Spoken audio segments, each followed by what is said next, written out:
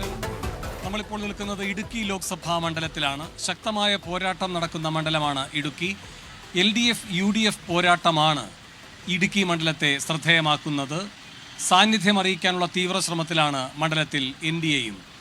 ഇവിടെ UDFനെ പ്രതിനിധീകരിക്കുന്നത് sitting MP ആയിട്ടുള്ള ഡീൻ കുര്യാക്കോസാണ്. ഡീനിൻ്റേത് 2019 തിളക്കമാർന്ന വിജയമായിരുന്നു.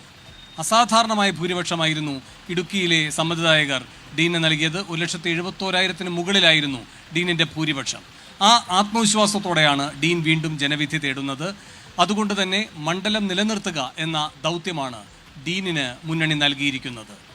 LDFനെ CPMനെ പ്രതിനിധീകരിക്കുന്നത് ജോയ്സ് ജോർജാണ്. ജോയ്സ് ജോർജിനെ 2014 ഇടുക്കി സമ്മതിദായകർ സ്വീകരിച്ചതാണ് MP ആയി. ആ മണ്ഡലം തിരിച്ചു പിടിക്കുക എന്ന വെല്ലുവിളിയാണ് ജോയ്സ് ജോർജിന് മുന്നിലുള്ളത്. കളത്തിൽ സജീവമാകാൻ NDAയുമുണ്ട്.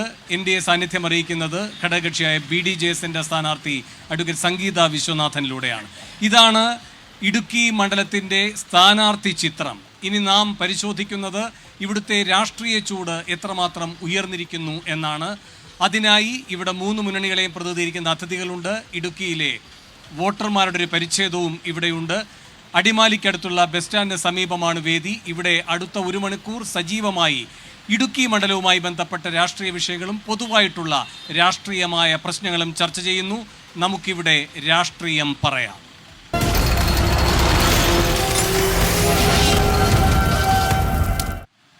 മൂന്ന് മുന്നണികളെയും പ്രതിനിധീകരിച്ച് നമുക്കൊപ്പം അതിഥികളുണ്ട്. TK ഷാജി CPMനെ പ്രതിനിധീകരിച്ച് ഈ ചർച്ചയിൽ പങ്കെടുക്കുന്നു. റോയ് കെ പൗലോസ് കോൺഗ്രസ് നേതാവ്, അതുപോലെ BJPയിൽ നിന്ന് ബിനു കൈമൾ എന്നിവരാണ് ചർച്ചയിൽ പങ്കുചേരുന്നത്. അതിഥികളിലേക്ക് പോകുന്നതിന് മുമ്പ് നമുക്ക് ആദ്യം പൊതുവൽ ഉള്ള രാഷ്ട്രീയ സാഹചര്യം പരിശോധിക്കാനും പ്രതികരിക്കാനും നല്ലൊരു ഈ ഇടുക്കിയിലെ ഒരു പരിച്ഛേദം കൂടെ എത്തിയിട്ടുണ്ട്. അവരെയും കാണാവുന്നതാണ്. സജീവമായി അവരും ഈ ചർച്ചയിൽ പങ്കെടുക്കും തുടർന്നുള്ള നിമിഷങ്ങളിൽ. അതിഥികളിലേക്ക് ആദ്യം റോയ് കെ പൗലോസ്. ഇവിടെ ഈ മണ്ഡലത്തിൽ ജയവും തോൽവിയും അറിഞ്ഞിട്ടുള്ള ആളാണ് ഡീൻ കുര്യാക്കോസ്. അപ്പോൾ ജയവും ആവർത്തിക്കപ്പെടാം, തോൽവിയും ആവർത്തിക്കപ്പെടാം. ഇതിൽ ജയിക്കും എന്ന് നിങ്ങൾക്ക് ആത്മവിശ്വാസം നൽകുന്ന ഘടകങ്ങൾ എന്തൊക്കെയാണ്? ഇടുക്കി പാർലമെൻറ്റിനെ സംബന്ധിച്ചിടത്തോളം ഐക്യജനാധിപത്യ മുന്നണിയുടെ ഒരു വലിയ സ്വാധീനമുള്ള ഒരു പാർലമെൻറ്റ് മണ്ഡലമാണ്. 2014 ഒരു പ്രത്യേക സാഹചര്യം ഈ ജില്ലയിലുണ്ടായിരുന്നു. ചില പ്രത്യേക വിഷയങ്ങൾ, പ്രാദേശികമായ പ്രശ്നങ്ങൾ, ഭൂപ്രശ്നങ്ങൾ, ആ പ്രശ്നങ്ങളുമായി ബന്ധപ്പെട്ടുണ്ടായ ഒരു താൽക്കാലിക തിരിച്ചടി എന്നുള്ള നിലയിൽ മാത്രമാണ് ഞങ്ങൾ 2014 തെരഞ്ഞെടുപ്പിനെ കാണുന്നത്. ഐക്യജനാധിപത്യ മുന്നണിയെ സംബന്ധിച്ച് കേരളത്തിൽ ആദ്യം ജയിക്കുന്ന 3-4 മണ്ഡലങ്ങളിൽപ്പെട്ടൊരു മണ്ഡലമാണ് ഇടുക്കി എന്ന് പറയുന്നത്. ഇവിടെ ഇടുക്കിയെ സംബന്ധിച്ചിടത്തോളം ഈ പാർലമെൻറ്റ് തിരഞ്ഞെടുപ്പിൻ്റെ കാര്യങ്ങൾ ചർച്ച ചെയ്യുമ്പോൾ പ്രാദേശികമായിട്ടുള്ള ഒരുപാട് വിഷയങ്ങൾ സ്വാഭാവികമായിട്ടും ആളുകളോട് ചർച്ച ചെയ്യപ്പെടുന്നുണ്ട്. പ്രത്യേകിച്ച് ലാൻഡ് ഇഷ്യൂസ്, ഭൂപ്രശ്നങ്ങൾ, പട്ടയം ഉൾപ്പെടെ LDF ഗവൺമെൻറ് അധികാരത്തിൽ വന്നതിന് ശേഷം കൊണ്ടുവന്നിട്ടുള്ള ഭൂമിയുമായി ബന്ധപ്പെട്ട വിഷയങ്ങൾ, നിർമ്മാണ നിരോധനവുമായി ബന്ധപ്പെട്ട വിഷയങ്ങൾ, അതുമായി ബന്ധപ്പെട്ടിറക്കിയ സർക്കാർ ഉത്തരവുകൾ, ഇതെല്ലാം ഒരുപാട് വിഷയങ്ങളുണ്ട്. ഞാൻ അതിലേക്കൊക്കെ പിന്നീട് വരാം. പക്ഷെ അതിനേക്കാളല്ലോ ഉപരിയായി രാജ്യം പാർലമെൻറ്റ് തിരഞ്ഞെടുപ്പ് എന്ന് പറയുമ്പോൾ രാജ്യം ആര് ഭരിക്കണമെന്ന് തീരുമാനിക്കുന്ന തിരഞ്ഞെടുപ്പാണ്. അത് വലിയ നിർണായകമായ തിരഞ്ഞെടുപ്പാണ്. എല്ലാ തിരഞ്ഞെടുപ്പുകളിലും പറയാറുണ്ട് തിരഞ്ഞെടുപ്പ് നിർണായകമാണ് എന്ന്, എല്ലാവരും പറയാറുള്ളതാണ്. പക്ഷേ ഇത് ശരിക്കും 1947 ശേഷമുള്ള ഈ രാജ്യത്തിൻ്റെ തിരഞ്ഞെടുപ്പ് ചരിത്രം പരിശോധിക്കുമ്പോൾ ഇത്ര ഗൗരവമുള്ളൊരു പാർലമെൻറ്റ് തിരഞ്ഞെടുപ്പ് ചരിത്രത്തിൽ ആദ്യമായിട്ടാണ്. പറയാൻ കാര്യം എന്താണെന്ന് ചോദിച്ചാൽ, കഴിഞ്ഞ 10 വർഷക്കാലത്ത് BJPയുടെ ഭരണം, അധികാരത്തിലിരിക്കുന്ന ഈ ഗവൺമെൻറ്റിൻ്റെ ഭരണം പരിശോധിക്കുമ്പോൾ സമീപകാല BJP നേതൃത്വത്തിലുള്ള ഗവൺമെൻറ്റിൻ്റെ പ്രവർത്തനങ്ങൾ നോക്കിക്കാണുമ്പോൾ ഒരുപക്ഷേ ഈ 2024 ശേഷം ഒരു തെരഞ്ഞെടുപ്പിന് കൂടി ഈ രാജ്യത്ത് അവസരം ഉണ്ടാകുമോ എന്നുള്ള ഭയപ്പാട് ഈ രാജ്യത്തെ ജനങ്ങളുടെ മനസ്സിലുണ്ട്. വലിയ ഭയപ്പാടാണ്. ജനാധിപത്യ മൂല്യങ്ങളെ ചവിട്ടിമരിക്കുന്നു, അതിനോട് യാതൊരു വിശ്വാസവും ഇല്ല. മതേതര മൂല്യം, ഈ രാജ്യം ഏറ്റവും പരിഭാവനമായി കാണുന്ന മതേതര മൂല്യങ്ങളെ ചവിട്ടിമരിക്കുന്നു. ഈ രാജ്യത്ത് അഴിമതി ലോകത്ത് ഇതിനു മുമ്പുണ്ടാകാത്ത നിലയിൽ, ഒരുപക്ഷെ ലോകത്ത് തന്നെ ഏറ്റവും വലിയ അഴിമതി എന്നുള്ള നിലയിൽ കണ്ടുകൊണ്ടിരിക്കുന്നു. നിയമപരമായ ചില നിയമവിരുദ്ധമായ കാര്യങ്ങൾ നിയമപരമായ രീതിയിൽ നടപ്പിലാക്കിക്കൊണ്ട് തെരഞ്ഞെടുപ്പ് ബോണ്ട് പോലെയുള്ള വലിയ ഭീമമായ അഴിമതികൾ നമ്മുടെ രാജ്യത്ത് നടന്നുകൊണ്ടിരിക്കുന്നു. PM കെയർ പോലെയുള്ള പദ്ധതികളിൽ 12,000-ലേറെ കോടി രൂപ ലഭിച്ചിട്ട് എവിടെ പോയി എന്നുള്ളത് പോലും പറയാൻ നമ്മുടെ നാട് കഴിയുന്നില്ല. അതുപോലെ തന്നെ കഴിഞ്ഞ 5 വർഷക്കാലം മുമ്പ് അധികാരത്തിൽ ഏറാൻ വേണ്ടിയിട്ട് ഗവൺമെൻറ് മുന്നോട്ട് വെച്ച ഒരുപാട് കാര്യങ്ങളുണ്ട്. ഇപ്പോൾ മോദി ഗ്യാരണ്ടി എന്ന പേരിൽ പുതിയ പുതിയ വാഗ്ദാനങ്ങൾ നൽകി ജനങ്ങളെ കബളിപ്പിക്കാൻ നോക്കുന്നു. അന്ന് വാഗ്ദാനങ്ങൾ നൽകി കബളിപ്പിച്ചൊരു ഗവൺമെന്റ് നമ്മുടെ രാജ്യത്ത് നിലനിൽക്കുന്നു. ഇവിടെ നിന്ന് UDF-ന്റെ ആയാലും LDF-ന്റെ ആയാലും പ്രതിനിധി പോയാൽ ഒരേ ഫലം തന്നെയല്ലേ ഡൽഹിയിൽ? അത് BJP വിരുദ്ധ മുന്നണിയുടെ ഭാഗമല്ലേ? ഇല്ല, ഒരുപാട് വ്യത്യാസമുണ്ട്. ആ പറയുന്നത് LDF-ന്റെ ഒരു പ്രചരണത്തിന്റെ ഭാഗം മാത്രമാണ്. ഇതിനൊരു വസ്തുതയില്ല. കാരണം എന്താ, രാജ്യത്ത് ഗവൺമെന്റ് രൂപീകരിക്കാൻ ഇന്ത്യൻ പ്രസിഡന്റ് ക്ഷണിക്കണമെങ്കിൽ ഏറ്റവും വലിയ ഒറ്റകക്ഷിയായിരിക്കണം. കോൺഗ്രസ് ഒറ്റകക്ഷിയാണെങ്കിലേ കോൺഗ്രസിനെ ക്ഷണിക്കത്തുള്ളൂ. അപ്പോൾ ഇന്ത്യ മുന്നണിയായിട്ട് മത്സരിക്കുമ്പോൾ ഈ മുന്നണിയിലെ ഏറ്റവും വലിയ കക്ഷിയായ കോൺഗ്രസിന് ഏറ്റവും കൂടുതൽ സീറ്റുകൾ ലഭ്യമായാൽ മാത്രമാണ് കോൺഗ്രസിനെ ഗവൺമെന്റ് ഉണ്ടാക്കാൻ ക്ഷണിക്കത്തുള്ളൂ. ചരിത്രത്തിൽ ആദ്യമായിട്ടാണ് കോൺഗ്രസ് ഏറ്റവും കുറച്ച് സീറ്റിൽ ഇത്തവണ മത്സരിക്കാൻ പോകുന്നത്. അതും ഈ പറയുന്ന ഇന്ത്യ മുന്നണി എന്ന അനൗപചാരിക സഖ്യത്തിന്റെ ഭാവിയെ കരുതിക്കൊണ്ടാണ് അല്ലേ? തീർച്ചയായിട്ടും. ഇപ്പം ഞങ്ങളിപ്പോൾ നിലവിൽ 303 സീറ്റുകളാണ് ഇതുവരെ കോൺഗ്രസ് പ്രഖ്യാപിച്ചിട്ടുള്ളത്, മത്സരിക്കാൻ വേണ്ടി പ്രഖ്യാപിച്ചിട്ടുള്ളത്. അപ്പോൾ 443-ൽ 303 സീറ്റുകൾ കോൺഗ്രസ് പ്രഖ്യാപിച്ചു കഴിഞ്ഞു. മുൻകാലങ്ങളിൽ ഞങ്ങളുടെ പാർട്ടി ചെയ്യാത്ത രീതിയിലുള്ള വിട്ടുവീഴ്ചകൾ പലയിടത്തും ചെയ്യും. അതെന്തിനാണ് വിട്ടുവീഴ്ച ചെയ്യുന്നത്? എന്തിനാണെന്ന് ചോദിച്ചു കഴിഞ്ഞാൽ ഈ രാജ്യം നേരിടുന്ന ഭീഷണി, അപകടം, ആ അപകടം ഈ രാജ്യത്തെ ജനങ്ങളെ ബോധ്യപ്പെടുത്തണം. കോൺഗ്രസ് അവിടെ അല്ലല്ല, ഒരു സെക്കൻഡ്, അതെന്ന് വെച്ചാൽ BJP വിരുദ്ധ മുന്നണി ശക്തിപ്പെടുക എന്നുള്ളതാണ്. സ്വാഭാവികമായിട്ടും അതിൽ നിങ്ങൾക്ക് ഏറ്റവും ഗ്യാരണ്ടിയോടെ വിശ്വസിക്കാവുന്ന കൂട്ടരാണ് CPM നേതൃത്വം കൊടുക്കുന്ന ഇടതു മുന്നണി അല്ലെ? അത് ഗ്യാരണ്ടിയോടെ വിശ്വസിക്കാമെന്ന് പറഞ്ഞാൽ അങ്ങനെ പൂർണ്ണമായിട്ടും ഗ്യാരണ്ടിയോടെ വിശ്വസിക്കാൻ പറ്റത്തില്ല. മുൻകാല ചരിത്രം UPA ഗവൺമെൻറ് കാലത്ത് നല്ല അനുഭവം അല്ലല്ലോ ഉണ്ടായിട്ടുള്ളത്. രണ്ടാം UPA-യുടെ കാലത്ത് അങ്ങനെയല്ലല്ലോ ഉണ്ടായിട്ടുള്ളത്. അതുകൊണ്ട് ഞങ്ങൾ ഈ കൂട്ടത്തിൽ ഇന്ത്യ അല്ല, അന്ന് ഞങ്ങളുടെ കൂടെ ഉണ്ടല്ലോ. അങ്ങനെയെന്ന് വെച്ചാൽ ഒന്നാം UPA-യുടെ കാലത്ത് പോസ്റ്റ് ഇലക്ഷൻ ധാരണയാണത്. ഒന്നാം UPA-യുടെ കാലത്ത് ഗവൺമെന്റ് എല്ലാ പിന്തുണ ഇവർ നൽകിയല്ലോ. പക്ഷേ രണ്ടാം UPA-യുടെ കാലത്ത് പിന്തുണ നൽകാതിരുമെന്ന് പറഞ്ഞ ന്യായീകരണങ്ങളൊക്കെ കേട്ട് കഴിഞ്ഞാൽ ചിരിച്ചു പോകും. അപ്പോൾ നമുക്ക് അങ്ങനെയൊന്നും അന്ധമായിട്ട് വിശ്വസിക്കാൻ പറ്റത്തില്ല. അങ്ങനെയല്ല, അതൊക്കെ ഒരു മുന്നണി എന്ന ധാരണയിലൂടെ വന്നിട്ടുള്ളതല്ല. ഇത്തവണ മുന്നണി എന്ന ധാരണയിലാണ് വന്നത്. കാതലായ വ്യത്യാസമാണ്. ഞാൻ അങ്ങനെയൊക്കെ വരാം. ഒരു കാര്യം ഞാൻ പറഞ്ഞു വന്നത്, അപ്പോൾ ദേശീയ രാഷ്ട്രീയമാണ് ഈ തെരഞ്ഞെടുപ്പിന്റെ ഏറ്റവും പ്രധാനപ്പെട്ട വിഷയം. ജനങ്ങളെ പറഞ്ഞ് കബളിപ്പിച്ച സർക്കാരാണ്. ചെറുപ്പക്കാരെ 2 കോടി തൊഴിൽ ദിനം നൽകാമെന്ന് പറഞ്ഞ് പഞ്ചിച്ചു. പാവപ്പെട്ട വീട്ടമ്മമാർക്ക് 500 രൂപയ്ക്ക് ഗ്യാസ് കൊടുക്കാമെന്ന് പറഞ്ഞു. നാട്ടിലെ ആളുകൾക്കെല്ലാം 50 രൂപയ്ക്ക് പെട്രോൾ കൊടുക്കാമെന്ന് പറഞ്ഞു. 35 രൂപയ്ക്ക് ഡീസൽ കൊടുക്കാമെന്ന് പറഞ്ഞു. ഈ നാട് മുഴുവനുള്ള ആളുകളെ, എല്ലാ വിഭാഗം ആളുകളെയും പറ്റിച്ച ഒരു സർക്കാർ ഇപ്പൊ വീണ്ടും ചില വാഗ്ദാനങ്ങളുമായി രംഗത്ത്. ശരി റോയ്. ശ്രീ TK ഷാജി, ഇവിടെ കഴിഞ്ഞ തവണത്തെ ഡീനിന്റെ വിജയമെന്ന് പറയുന്നത് അസൂയാർഹമായ വിജയമാണ്. അത് മറികടക്കുക എന്നത് വലിയ വെല്ലുവിളിയാണ്. അനുകൂലമായി എന്ത് ഘടകമാണ് നിങ്ങളുടെ മുന്നിലുള്ളത്? ഈ തെരഞ്ഞെടുപ്പിൽ നിശ്ചയമായും ഈ വെല്ലുവിളി മുറിച്ചു കടക്കാൻ ഇടതുപക്ഷ ജനാധിപത്യ മുന്നണിക്ക് കഴിയും. എന്തുകൊണ്ടെന്ന് ചോദിച്ചാൽ, കഴിഞ്ഞ പാർലമെൻറ്റ് തെരഞ്ഞെടുപ്പിൽ തിരഞ്ഞെടുക്കപ്പെട്ട ഡീൻ കുര്യാക്കോസ് MP എന്ന നിലയിൽ ഈ ഇടുക്കി പാർലമെൻറ്റ് മണ്ഡലത്തിൽ കേന്ദ്രീകരിച്ച് നിന്നുകൊണ്ടുള്ള പ്രവർത്തനങ്ങൾക്ക് നേതൃത്വം നൽകിയിട്ടില്ല എന്നുള്ളത് തന്നെയാണ്. ഇവിടെ ഇപ്പോൾ ശ്രീമാൻ റോയ് കെ പൗലോസ് പറഞ്ഞിട്ടുള്ള നിരവധിയായ കാര്യങ്ങളുണ്ട്. ഈ വിഷയങ്ങളിലെല്ലാം തന്നെ ഇന്നും നിലനിൽക്കുകയാണ്. അന്ന് അതിൻ്റെ പേരിൽ കിട്ടിയ ഭൂരിപക്ഷമല്ല, ഒന്ന് ഭൂരിപക്ഷം UDF-ന് അനുകൂലമായി അന്ന് നിന്നു. പക്ഷേ മുന്നോട്ട് വെച്ച കാര്യങ്ങൾ പരിഹരിക്കുന്നതിന് വേണ്ടി നിലപാട് സ്വീകരിക്കുവാൻ ഡീൻ കുര്യാക്കോസിന് കഴിഞ്ഞിട്ടില്ല. ഇടുക്കി ജില്ലയിലെ ഭൂപ്രശ്നങ്ങൾ പരിഹരിക്കുന്നതിന് നിലപാട് സ്വീകരിച്ചിട്ടില്ല. ഇതുമായി ബന്ധപ്പെട്ട് വന്നിട്ടുള്ള നിരവധി ചർച്ചകളിൽ നിന്ന് വിട്ടൊഴിഞ്ഞു പോകുന്ന സമീപനമാണ് ശ്രീമാൻ ഡീൻ കുര്യാക്കോസ് സ്വീകരിച്ചിട്ടുള്ളത്. അതുപോലെ തന്നെ പ്രാദേശിക വികസന കാര്യത്തിൽ അനുവദിക്കപ്പെട്ട ഫണ്ട് പോലും പൂർണ്ണമായി വിനിയോഗിക്കപ്പെടാൻ കഴിയാത്തൊരു MP എന്ന് പറയുന്നത് ശ്രീമാൻ ഡീൻ കുര്യാക്കോസ്. ശരി, പക്ഷേ ശ്രീ ഷാജി, ഈ തെരഞ്ഞെടുപ്പിലെ കഴിഞ്ഞ തവണത്തെ കണക്കുകൾ പരിശോധിച്ചാൽ നിങ്ങളെ സംബന്ധിച്ച് വലിയൊരു വെല്ലുവിളിയാണത്. 20% വോട്ട് വ്യത്യാസമാണ് രണ്ടുപേർക്കും ഇടയിലുള്ളത്. ഡീൻ ഏതാണ്ട് 54% മുകളിൽ, ജോയ്സിന് 34%. 20% ഗ്യാപ്പ് എന്നൊക്കെ പറഞ്ഞാൽ അസാധാരണമാണ്. അതൊക്കെ മറികടക്കുക എന്നത് സ്വാഭാവികമായി ആ ഗ്യാപ്പ് മറികടക്കും എന്ന കാര്യത്തിൽ യാതൊരു തർക്കവും. 2014 നിങ്ങൾക്ക് അനുകൂലമായ സാഹചര്യം പരിഗണിക്കുമ്പോൾ പോലും രണ്ടുപേർക്കും ഇടയിലെ വോട്ട് ശതമാനം ഏതാണ്ട് 6% അല്ലേ? അത്രയേ ഉള്ളൂ വോട്ട് ശതമാനത്തിലെ വ്യത്യാസം. 50,000-ന്റെ ഭൂരിപക്ഷവും. അങ്ങനെയല്ല 2019. അല്ല ആനയും ആടും പോലെ വ്യത്യാസം ഇന്ന് നിലനിൽക്കുകയാണ് ദേശീയ രാഷ്ട്രീയത്തിൽ. ഒന്ന്, ആരെ ഇലക്ട് ചെയ്യണം എന്നുള്ളത് ഇടുക്കിയിലെ ജനത തീരുമാനിക്കും. ഈ തെരഞ്ഞെടുപ്പിൽ ശ്രീമാൻ റോയ് കെ പൗലോസ് സൂചിപ്പിച്ച കാര്യം, ഇനിയൊരു തെരഞ്ഞെടുപ്പ് രാജ്യത്ത് സാധ്യമാകണോ എന്ന് പോലും തീരുമാനിക്കപ്പെടുന്ന ഒരു തെരഞ്ഞെടുപ്പാണ്. ഈ തെരഞ്ഞെടുപ്പിൽ വിജയിച്ചു പോകുന്നവർ ഇന്ത്യയിലെ ജനങ്ങൾക്ക് അനുഗുണമായ നിലപാട് സ്വീകരിക്കണ്ടേ? അത് ശ്രീമാൻ ഡീൻ കുര്യാക്കോസിൻ്റെ ഭാഗത്തുനിന്നുണ്ടായിട്ടില്ല.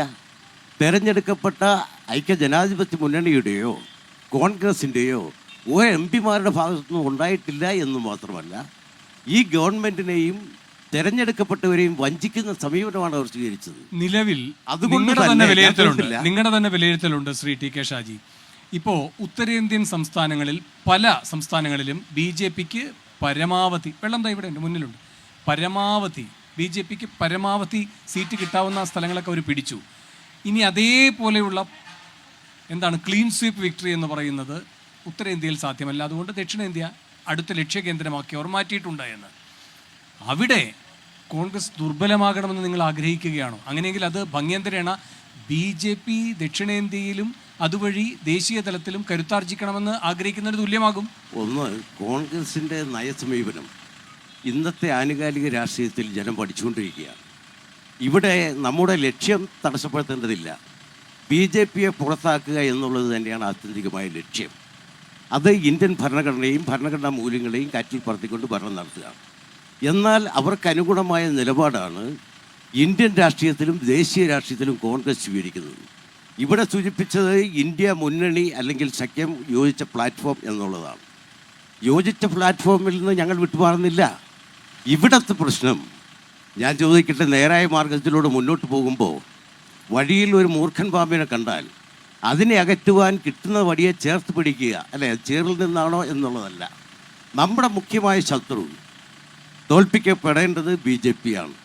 ആ കാര്യത്തിൽ യോജിച്ച ഒരു പ്ലാറ്റ്ഫോമിൽ നിൽക്കുക എന്നുള്ളതാണ് ശരി. ഇവിടെ കഴിഞ്ഞ 5 വർഷക്കാലത്ത് നമ്മുടെ നേരിട്ടുള്ള അനുഭവം, കേരളത്തിൽ അധികാരത്തിൽ വന്നിട്ടുള്ള ഗവൺമെൻറ്റിനെ ഇകഴ്ത്തി കാണിക്കുന്നതിനോ അട്ടിമറിക്കുന്നതിനോ അവർക്കനുകൂലമായ നിലപാട് സ്വീകരിക്കുന്നു ഇവർ എന്നുള്ളതാണ്. അതുകൊണ്ട് തന്നെ സൂക്ഷ്മമായി പരിശോധന നടത്തി സമ്മതിദാനാവകാശം രേഖപ്പെടുത്തുന്ന ആരും ഈ തെരഞ്ഞെടുപ്പിൽ കോൺഗ്രസിന് അനുഗുണമാകും എന്ന് ഉദ്ദേശിക്കുന്നില്ല. അതുകൊണ്ട് തന്നെ 6% ഇവിടെ പ്രശ്നമല്ല. ശരി, വെള്ളം കുടിച്ചോളൂ. ശ്രീ ബിനു കൈമൾ, നിങ്ങൾ ഇടുക്കിയിൽ മത്സരിക്കുന്നത് എന്തുറപ്പിക്കാനാണ്? ഇപ്പോൾ വിജയം ഉറപ്പിക്കാൻ എന്നൊക്കെ പറഞ്ഞാൽ വലിയ അവകാശവാദമാകും. ഇവിടുത്തെ രാഷ്ട്രീയ യാഥാർത്ഥ്യം മുന്നിൽ കണ്ടുകൊണ്ട് നിങ്ങളുടെ സാന്നിധ്യം ശക്തമായി അറിയിക്കുക എന്നതാണോ ഒരു വെല്ലുവിളിയായി കാണുന്നത്? ഒരിക്കലുമല്ല. ഞങ്ങളെ സംബന്ധിച്ച് പൊതുവെ നിങ്ങളെപ്പോലുള്ള ചില കേരളത്തിലെ മീഡിയാസ് അടക്കം പറയുന്ന ചില കാര്യങ്ങളാണ് ഇതെല്ലാം. വിജയം ഉറപ്പിക്കുക എന്നത് തന്നെയാണ്. ഇത് അസാധ്യമാണ് എന്ന് ഇവിടെ ചിലരൊക്കെ പറയുന്നുണ്ടെങ്കിലും അത് സാധ്യമാണ് എന്ന് ഇന്ത്യയുടെ ചരിത്രത്തിൽ സംസ്ഥാന ഭരണമടക്കം പിടിച്ചുകൊണ്ട് തെളിയിച്ച ഒരു മുന്നണിയാണ് ഞങ്ങൾ. കഴിഞ്ഞ തവണ എത്ര വോട്ട് കിട്ടി? കഴിഞ്ഞ പ്രാവശ്യം ഞങ്ങൾക്ക് ഇവിടെ 78,000 വോട്ടാണ്. അതൊന്നും ഒരു ഇലക്ഷനെ സംബന്ധിച്ച് ബാധകമല്ല. കാരണം ഞങ്ങൾ മുന്നോട്ട് വയ്ക്കുന്നത് 2014 പറയാം. ഞങ്ങൾ മുന്നോട്ട് 2014 അത് പറയട്ടെ. ഞാൻ പറഞ്ഞത് ഞങ്ങളെ സംബന്ധിച്ച് വിജയമല്ലാതെ വേറെ ഒരു ലക്ഷ്യവും ഈ തെരഞ്ഞെടുപ്പിലില്ല. കാരണം ഞങ്ങൾ മുന്നോട്ട് വയ്ക്കുന്നത്, ഇതിന് മുൻപ് നടന്ന തെരഞ്ഞെടുപ്പ്, ഒരുപക്ഷെ 2014 മുൻപ് വരെ ഞങ്ങൾ പറഞ്ഞിരുന്നത് ഞങ്ങൾ ഈ രാജ്യത്ത് അധികാരത്തിലെത്തിയാൽ ഇന്ന തരത്തിലുള്ള വികസനം നടത്തും ഉണ്ടാക്കും എന്ന് അവകാശവാദം ഉന്നയിച്ചാണ് ഞങ്ങൾ വന്നതെങ്കിൽ ഇന്ന് ഞങ്ങൾ ഈ കഴിഞ്ഞ 2 തെരഞ്ഞെടുപ്പിന് ശേഷം ഇപ്പോൾ ഞങ്ങൾ ജനങ്ങളെ അഭിസംബോധന ചെയ്യുന്നത് ഞങ്ങൾ നടത്തിയ വികസനങ്ങൾ ഓരോന്നും എണ്ണി പറഞ്ഞ് അതിൽ അനുഭവസ്ഥരായി നിൽക്കുന്നതാണ് ആ വ്യക്തികളാണ് ഇന്നിവിടെ പോലും ഉള്ളത്.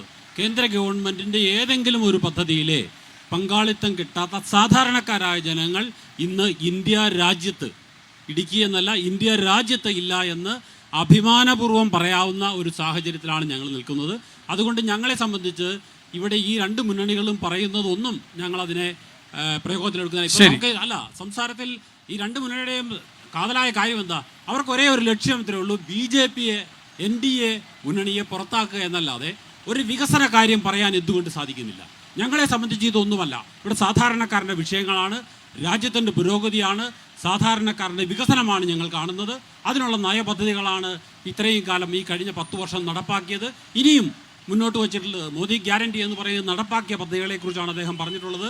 ഇനിയും അദ്ദേഹം പറഞ്ഞ കാര്യത്തിൽ യാതൊരു സംശയവുമില്ല, ആ പദ്ധതികൾ നടപ്പാക്കുന്നത്. അതാണ് ഏറ്റവും ഒടുവിൽ 10 ലക്ഷം ടൺ അരി വെട്ടിക്കുറച്ചു. കൊച്ചു കുട്ടികൾക്ക് കൊടുക്കാനുള്ള ആഹാരത്തിൽ പോലും കുറവ് വരുത്തി. ഇവിടെ ഗ്രാമീണ തൊഴിലുറപ്പ് മേഖലയിൽ പണിയെടുക്കുന്ന തൊഴിലാളികൾക്ക് കൊടുക്കുന്ന വിഹിതം വെട്ടിക്കുറച്ചു.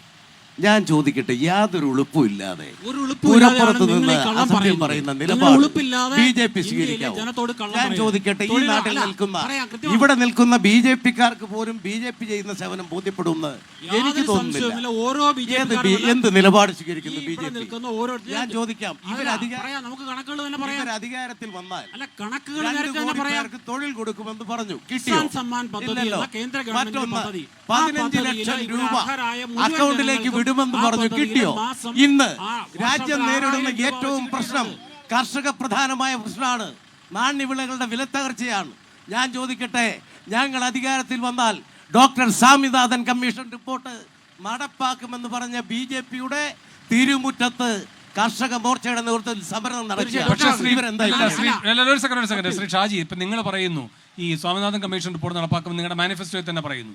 നിങ്ങൾ ഇവിടെ പ്രഖ്യാപിച്ച റബ്ബറിന്റെ താങ്ങുവിലയില്ലേ, അത് നിങ്ങൾ പൂർണ്ണമായും കൊടുത്തിട്ടുണ്ടോ? പൂർണ്ണമായും വേണ്ട, കൊടുത്തിട്ടില്ല. സഹാവ്, ഞാൻ ഞാൻ ഇപ്പോൾ ചോദിക്കട്ടെ, സംസ്ഥാനം ഭരിക്കുന്നത് എന്നാൽ ആരാ? മാത്രമല്ല ഇപ്പോൾ ഏറ്റവും ഒടുവിൽ എന്തുകൊണ്ട് എത്രയാണ് നാണ്യവിള വലിയ സമ്മർദ്ദം വന്നപ്പോ എന്ത് അല്ല നടപടി ബി ജെ പി എടുത്തു കയറി കളിക്കുമെന്ന് കണ്ടപ്പോൾ നിങ്ങൾ എന്താണ് ജനങ്ങളോട് അതിനുശേഷം പറയട്ടെ, അതിൽ നാണ്യവിള, ഇവിടെ കൂടുതലായി കേരള വെച്ചത് സംസ്ഥാനം ഭരിക്കുന്ന കൂടുതലായി കക്ഷി. വെച്ചത് എത്രയാണ്? എത്ര നാണ്യ രൂപയാണ്? വിള. 10 രൂപ.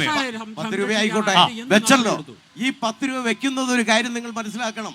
10 രൂപ ഇവിടെ കൊടുത്തിട്ടില്ല. അധികാരത്തിലിരിക്കുന്ന 10 രൂപ കേന്ദ്ര കൊടുത്തിട്ടില്ല. ഗവൺമെന്റ് ഇപ്പൊ പറഞ്ഞല്ലോ ഒരു പ്രശ്നം, ഏതാ ഈ ഇരുമ്പ് പഴുക്കുമ്പോ രണ്ടുപേരും ഒന്നാവും എന്നുള്ള സമീപനം. 10 രൂപയും കൊടുത്തില്ല. ഞാൻ ചോദിക്കട്ടെ പ്രിയമുള്ളവരെ, ഞാൻ ഒറ്റ കാര്യം ഈ ചോദിക്കട്ടെ. 10 രൂപ കൊടുക്കണമെങ്കിൽ യോജിച്ചൊരു പോരാട്ടം പാവപ്പെട്ട നടത്താൻ ഇന്ത്യൻ പാർലമെന്റിൽ ഒരു നെല്ലിന്റെ അക്ഷരം വില ഉരിയാടാൻ കിട്ടാത്തതുകൊണ്ട് തയ്യാറായിട്ടുള്ള അദ്ദേഹം ആത്മഹത്യ കോൺഗ്രസ്സുകാര് ചെയ്യുന്നത് നമ്മുടെ ഇവിടെ കേരളത്തിലെ ഐക്യജനാധിപത്യ മുന്നണി ഈ തയ്യാറായിട്ടുണ്ടോ? സംസ്ഥാന ഗവൺമെന്റ് എന്ത് ഇല്ല. ചെയ്തു? അതേ നാണയത്തിൽ നിങ്ങളൊരു കാര്യം പറയണം. ഇവിടെ ഹരിതാപം ഇതൊരു കാരണമുണ്ടെന്ന് ഒരു കാര്യം മനസ്സിലാക്കണം. ഈ കേരള സംസ്ഥാനത്തെ വീണ്ടെടുക്കുന്നതിനാണ് അല്ല അല്ല ഷാജി ആദ്യം ഒന്ന് പറഞ്ഞു തീർത്തോട്ടെ. ഷാജി ആദ്യം ഒന്ന് പറഞ്ഞു തീർത്തോട്ടെ. ഒരു ഇടതുപക്ഷ നിങ്ങൾ ഈ റബ്ബറിന് നിശ്ചയിച്ച താങ്ങുവില എന്ന് പറയുന്നത് നിങ്ങൾ കൊടുത്തിട്ടുണ്ടോ? പിന്നെ വല്ലാതെ സമ്മർദ്ദം വന്നപ്പോൾ നിങ്ങൾ റബ്ബർ കർഷകനെ കളിയാക്കുന്ന രൂപത്തിൽ 10 രൂപയാണ് അധികം കൂട്ടിവെച്ചത്. അല്ല, അത് കൂട്ടിവെച്ചത് 10 രൂപ എന്ന് മാത്രമല്ല, അതിനുവേണ്ടി ബോർഡ് ഞാൻ ചോദിക്കട്ടെ പ്രിയമുള്ള സുഹൃത്തെ, ഇതുമായി ബന്ധപ്പെട്ട് ചർച്ച ചെയ്യുമ്പോൾ ഈ വില വർധനവിനിടയാക്കിയ രാഷ്ട്രീയ സാഹചര്യം, വില കുറയാനിടയായ രാഷ്ട്രീയ സാഹചര്യങ്ങൾ ഇതൊക്കെ തന്നെയാണ് മോദി പറയുന്നത്. ശ്രീ റോയ് കെ പൗലോസ്. അല്ല ഒരു സെക്കൻഡ് ഷാജി, 64 അല്ല ഈ റബ്ബർ താങ്ങുവിലയുടെ കാര്യത്തിൽ അല്ല ഈ ഇദ്ദേഹത്തിന്റെ മറുപടി ഒന്ന് കേൾക്കാം. റബ്ബറിന്റെ പ്രശ്നം മാത്രമല്ലല്ലോ. 7.5 വർഷമായിട്ട് കേരളം ഭരിക്കുന്ന പിണറായി വിജയന്റെ സർക്കാർ ഈ നാട്ടിൽ ആർക്ക് വേണ്ടിയാണ് ഭരിക്കുന്നത്? ഈ ഭരണം ആർക്ക് വേണ്ടിയാണ്? പാവപ്പെട്ട കൃഷിക്കാരന് വേണ്ടിയാണോ? തൊഴിലാളിക്ക് വേണ്ടിയാണോ? ആർക്ക് വേണ്ടിയാണ്? അവരുടെ മാനിഫെസ്റ്റോയിൽ അവർ പറയുന്നത് പ്രധാനപ്പെട്ട കാര്യമാണ്. മാനിഫെസ്റ്റോ സ്വാമിനാഥൻ കമ്മീഷൻ റിപ്പോർട്ട് നടപ്പാക്കുമെന്നാണ്. പറഞ്ഞത്. ഇവരുടെ മാനിഫെസ്റ്റോയിൽ ഇവർ രാജ്യം ഭരിക്കാൻ പോകുന്നുണ്ടോ? എത്ര സീറ്റിലാണ് മത്സരിക്കുന്നത്? വേണ്ടെന്നേ, രാജ്യത്ത് എത്ര സീറ്റിലാണ് മത്സരിക്കുന്നത്? ഭരിക്കണ്ടല്ലോ. ആകെ നമ്മളിവിടെ 32 ഉള്ളത് കൊണ്ട് ഇറങ്ങി നടക്കാമല്ലോ. 32 സീറ്റ് മത്സരിക്കാൻ പോണോ? പകൽ ഇറങ്ങി നടക്കാമല്ലോ. ഞാൻ ചോദിക്കാം, ഇന്ന് ഈ യോഗം നടക്കുന്ന സമയത്ത് ഈ പറയുന്ന ശ്രീമാൻ റോയ് ജോസിന്റെ പറഞ്ഞോ മര്യാദ കാണിക്കും ഒരാൾ പറയാം. അപ്പോ ഞാൻ പറഞ്ഞത് പിണറായി വിജയന്റെ 7.5 വർഷക്കാലത്തെ ഭരണം എന്ന് പറയുന്നത് ഈ നാടിനെ സർവ്വതും മുടിച്ച ഭരണമാ. ജനങ്ങൾ മടുത്തു. 26-ാം തീയതി എന്ന് പറയുന്ന ദിവസം നേരം എടുക്കാൻ വേണ്ടി കേരളത്തിലെ ജനങ്ങൾ കാത്തിരിക്കുക. ഈ സർക്കാരിനെതിരായ, ഈ മുടിഞ്ഞ സർക്കാരിനെതിരായി ഒരു വോട്ടുകുത്താൻ വേണ്ടി കാത്തിരിക്കുക. അതാണ് ഈ നാടിന്റെ വികാരം എന്ന് പറയുന്നതാണ്. ശരി. ഒറ്റ കാര്യം ഞാൻ ചോദിക്കുന്നത്, ഇന്ന് സംസ്ഥാനം ഭരിക്കുന്നത് ആരാ? ഈ നാണ്യവിലയുടെ കാര്യം പറഞ്ഞല്ലോ. ആലപ്പുഴയിൽ ഒരു പാവപ്പെട്ട കർഷകന് അർഹമായ തുക കിട്ടാത്തതിന്റെ പേരിൽ കർഷകൻ ആത്മഹത്യ ചെയ്തു. ആ തരത്തിൽ വയനാട്ടിൽ ആത്മഹത്യ ചെയ്തു, കൊല്ലത്ത് ആത്മഹത്യ ചെയ്യുന്നു, പത്തനംതിട്ടയിൽ ആത്മഹത്യ ചെയ്യുന്നു. ഈ കർഷകർ ഇവർ ഇത്ര കർഷക സ്നേഹമാണെങ്കിൽ എന്തുകൊണ്ട് കേന്ദ്രം കൊടുത്ത പണം, സംസ്ഥാനത്തിന്റെ അക്കൗണ്ടിൽ വന്ന പണം എന്തുകൊണ്ട് അർഹരായ കർഷകർക്ക് കൊടുക്കുന്നില്ല? എന്നിട്ട് പറയട്ടെ, നിങ്ങൾ ഈ 3 കാർഷിക നിയമങ്ങൾ നടപ്പാക്കുന്നതിന്റെ ഭാഗമായി മരിച്ച കർഷകരുടെ എണ്ണം അറിയാമോ? തീർച്ചയായിട്ടും 1000-ഓളമാണ്. എന്നിട്ടാണ് ഈ ആലപ്പുഴയിലെ സംഭവം പറയുന്നത്. അല്ല അതുകൊണ്ട് എന്നിട്ട് പിന്നെ നാണ്യവിളയുടെ കർഷക സ്വാമിനാഥൻ കമ്മീഷനെ കുറിച്ചൊക്കെ ഞാൻ ചോദിക്കട്ടെ, ഒരു ഫെഡറൽ സംസ്ഥാനമായ കേരളത്തിന്റെ ഒരു സെക്കൻഡ് നിങ്ങളിലേക്ക് വരാം ഒരു സെക്കൻഡ്. ഇവിടെ കേരളം ഭരിക്കുന്ന ഇടതുപക്ഷ ജനാധിപത്യ മുന്നണിയും BJP സർക്കാരും ഒരു നാണയത്തിൻ്റെ 2 വശമല്ലേ? കഴിഞ്ഞ ഇലക്ഷൻ അല്ലെങ്കിൽ ഇവർ പറഞ്ഞ നയങ്ങൾ ഏതെങ്കിലും നടപ്പിലാക്കാൻ സാധിച്ചിട്ടുണ്ടാവും. BJP ഗവൺമെൻറ് അധികാരത്തിൽ വന്നു കഴിഞ്ഞാൽ കള്ളപ്പണം പിടിച്ചെടുക്കും, സാധാരണക്കാരുടെ അക്കൗണ്ടിലേക്ക് പണം വരും എന്ന് പറഞ്ഞു. ഏതെങ്കിലും ചെയ്യാൻ സാധിച്ചിട്ടുണ്ടാവും? ഗ്യാസിൻ്റെ വില എത്രയാണ്? UPA സർക്കാർ ഭരിക്കുന്ന സമയത്ത് ഗ്യാസിൻ്റെ വില എത്രയാണ്? അന്ന് ക്രൂഡ് ഓയിലിൻ്റെ വില എത്രയാണ്? നിത്യോപയോഗ സാധനങ്ങളുടെ വില വർദ്ധിച്ചുകൊണ്ടിരിക്കുക. 10 വർഷമായിട്ട് ഭരിക്കുന്നത് BJP. ഒരു കാര്യം ചോദിച്ചോട്ടെ, കൺസ്യൂമർ ഫെഡ് ഈ മാസം ഈ റംസാൻ വിഷു ചന്ത തുടങ്ങാൻ തീരുമാനിച്ചിരുന്നു. ആരാ തടസ്സം നിൽക്കുന്നത്? ഈ ഗവൺമെന്റാണ് ആ തീരുമാനമെടുത്തത്. പക്ഷെ ഇപ്പോ അത് തടസ്സപ്പെട്ട് നിൽക്കുകയാണ്. തെരഞ്ഞെടുപ്പ് കമ്മീഷൻ ഇടപെട്ടിട്ടാണ് അല്ല, ഗവൺമെന്റിന്റെ തടസ്സപ്പെട്ട് നിൽക്കുന്നത്. ആവശ്യമുണ്ടോ? നമ്മുടെ അല്ല, ഒരു അടുത്ത് സെക്കൻഡ് 17 കോടിയുടെ സാധനങ്ങൾ വന്നിരിക്കുകയാണ് സാധാരണക്കാർക്ക് കിട്ടാൻ. ആരാണ് തടസ്സം നിൽക്കുന്നത്? കേന്ദ്ര തെരഞ്ഞെടുപ്പ് കമ്മീഷനാണ് തടസ്സം നിൽക്കുന്നത്. കേന്ദ്ര തെരഞ്ഞെടുപ്പ് കമ്മീഷനെ കൊണ്ട് അങ്ങനെ തടസ്സം നിർത്തിക്കുന്ന ഘടകങ്ങൾ എന്തെങ്കിലും ഉണ്ടോ ഇല്ലയോ? അല്ല, അത് കൊടുക്കേണ്ടതാണ്. അതോ വേണു, അത് നിർബന്ധമായും കൊടുക്കേണ്ടതാണ്. കൺസ്യൂമർ ഫെഡറേഷൻ വഴിയുള്ള നിത്യോപയോഗ സാധനങ്ങളുടെ വിതരണം നൽകേണ്ടതാണ്. പക്ഷെ തടഞ്ഞിട്ടിരിക്കുകയല്ലേ? കമ്മീഷൻ തടയുന്നത് ശരിയല്ല. 3 ആഴ്ച മുമ്പ് കത്ത് കൊടുത്തു. കാരണം ഇത് കാലങ്ങളായിട്ട് നടന്നുകൊണ്ടിരിക്കുന്ന നടപടിയാണ്. പിന്നെ കൺസ്യൂമർ ഫെഡ് വഴി കൊടുത്താലും എന്നൊക്കെ കിട്ടണമെന്ന് നാട്ടിലെ ജനങ്ങൾക്കറിയാം. അതവിടെ നിൽക്കട്ടെ. നിങ്ങൾ തന്നെ ആദ്യം പറഞ്ഞു അത് കൊടുക്കേണ്ടതാണ് എന്ന് പറഞ്ഞു. അത് കൊടുക്കേണ്ടതാണെന്ന് പറഞ്ഞല്ലോ. അതിലൊന്ന് നിൽക്കൂ. ബിനു കൈമളോടാണ് അത് പറയേണ്ടത്. ഷാജിയുടെ മെക്കിട്ടല്ല കയറേണ്ടത്. ഞാൻ പറയുന്നു അത് കൊടുക്കേണ്ടതാണ്. ഒരു സംശയവും എനിക്കില്ല. അത് വിതരണം ചെയ്യേണ്ടതാണ്. അത് തടസ്സപ്പെടുത്തുന്ന സമീപനം ഇലക്ഷൻ കമ്മീഷൻ എടുക്കുന്നത് തെറ്റായ. അംഗനവാടികളിലെ കുട്ടികൾക്കുള്ള ഭക്ഷണത്തിന്റെ വിഹിതം തടയുന്നു. ഈ സർക്കാർ ചെയ്തതാണ്. ഇതൊന്നും ശരിയായ നടപടിയല്ല. എനിക്കൊരു യൂത്ത് കോൺഗ്രസിന്റെ നേതാവ് ഒരു കാര്യം പറഞ്ഞു. ഇവര് തമ്മിൽ നയത്തിൽ ഒന്നാണെന്നാണ് പറഞ്ഞത്. യൂത്ത് കോൺഗ്രസ് നേതാവാണോ അദ്ദേഹം? ആണ്. എന്താണ് ഇന്നത്തെ നയം? ഞാൻ ചോദിക്കട്ടെ, കോൺഗ്രസിന്റെ നയം എന്ത്? BJPയുടെ നയം എന്ത്? സാമ്പത്തിക രംഗത്ത് കോൺഗ്രസിന്റെ നയം ഒന്നാണ്. അത് തന്നെയാണ് BJP തുടരുന്നതല്ലേ? പുത്തൻ സാമ്പത്തിക പരിഷ്കാരവും നയങ്ങളും അല്ലേ? നവലിബറൽ നയങ്ങളല്ലേ? ആ നയം നടത്തുകയാണ്. ഇനി വർഗീയതയുടെ